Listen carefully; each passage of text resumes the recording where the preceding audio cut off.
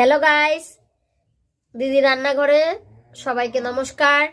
আমি আজ অসাধারণ টেস্টি দুধে ডোবা সাজের পিঠা কিভাবে তৈরি করব সেটাই শেয়ার করব। আবার হাতের কাছে চালের গুঁড়া না থাকলেও কিভাবে এই পিঠা তৈরি করতে পারবেন। এরকম একটা চায়ের কাপের 2 কাপ পরিমাণ আতপ চাল 3-4 বার ভালো করে ধুয়ে 1 ঘন্টা আগে ভিজিয়ে রেখেছিলাম। এবার জল ছেঁকে মিক্সচারে দিয়ে দিচ্ছি। কাপ পরিমাণ জল দিয়ে মিক্সচারে একদম মিহি একটা পেস্ট করে নেব। আপনারা চাইলে শিলপাটায় বেটেও মিহি পেস্ট করে নিতে পারেন।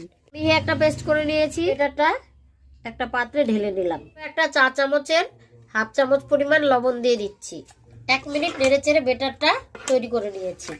এখানে একটা কড়াই বসিয়ে 500 গ্রাম পরিমাণ দুধ দিয়ে 1 কাপ পরিমাণে চিনি দিচ্ছি। এখানে দুধটাকে 5 মিনিট ফুটিয়ে নেব। তো আপনারা যদি শিলপাটায় বেটে পেস্ট করে নেন তবে অবশ্যই 1 কাপ জল ভালো করে ফুটিয়ে সেই ফুটন্ত ঠান্ডা জল দিয়ে বেটারটা তৈরি করে নেবেন। আমি 5 মিনিট ফুটিয়ে নিয়েছি। এবার ওভেনের ফ্লেমটা লো করে রেখে দিচ্ছি। আর ওভেনের একদিকে আমি এরকম একটা সাজ বসিয়ে খুব ভালো করে মিডিয়াম ফ্লেমে গরম করে নিয়েছি। তো আমি এরকম একটা নন স্টিকের সাজ ব্যবহার করছি। আপনাদের কাছে যদি না থাকে তবে মাটির সাজ দিয়েও পিঠাগুলি তৈরি করে নিতে পারেন। তেল দিয়ে দিচ্ছি। একটা কাপড়ের সাহায্যে সবগুলো ওই খোপে তেলটা খুব ভালো করে লাগিয়ে নিলাম। ফ্লেমটা লো করে নিয়েছি। পিঠাগুলি দেওয়ার আগে বেটারের ঘনত্বটা আরো একবার দেখিয়ে দিচ্ছি। দেখুন, বেটারের ঘনত্বটা এরকম হবে। একদম পাতলাও হবে না, আবার ভারীও হবে না। মিডিয়াম ঘন থেকে একটু পাতলা হবে। এইভাবে চামচের পিছনে লেগে থাকবে। প্রতিটা খোপে ভরে ভরে বেটার দিয়ে দিচ্ছি। আরো বলছি, মাটির সাজেও কিন্তু এই পিঠাগুলি খুব ভালো হয়। এবার ঢাকনা দিয়ে প্রথম 3 মিনিট মিডিয়াম ফ্লেমে কুক করে নিতে হবে। আরো 2 মিনিট ওভেনের ফ্লেমটা লো থেকে একটু বেশি করে কুক করেছি।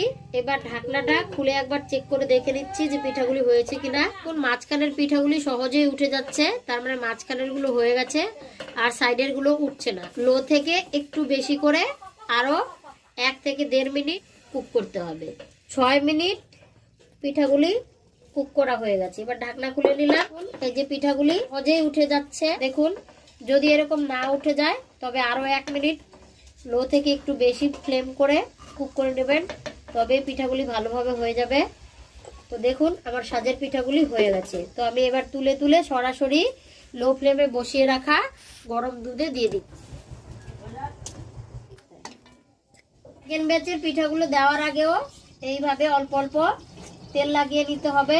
সেকেন্ড ব্যাচের পিঠাগুলো আমি একইভাবে দিয়ে দিয়েছি। এবার নেড়ে চেড়ে ওভেনের ফ্লেমটা মিডিয়াম করে নিয়েছি।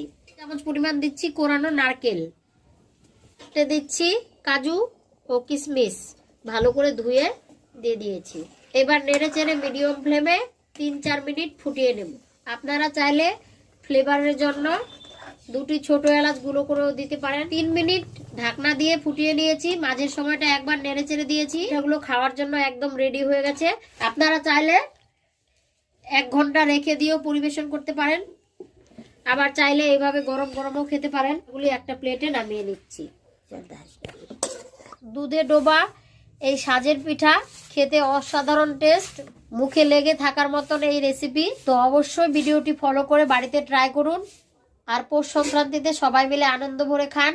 যদি ভালো লাগে একটি লাইক, শেয়ার, কমেন্ট ও আমার চ্যানেলটি সাবস্ক্রাইব করে পাশে থাকা বেল আইকনটি বাজিয়ে দেবেন নতুন নতুন আরো অনেক রেসিপি পাওয়ার জন্য।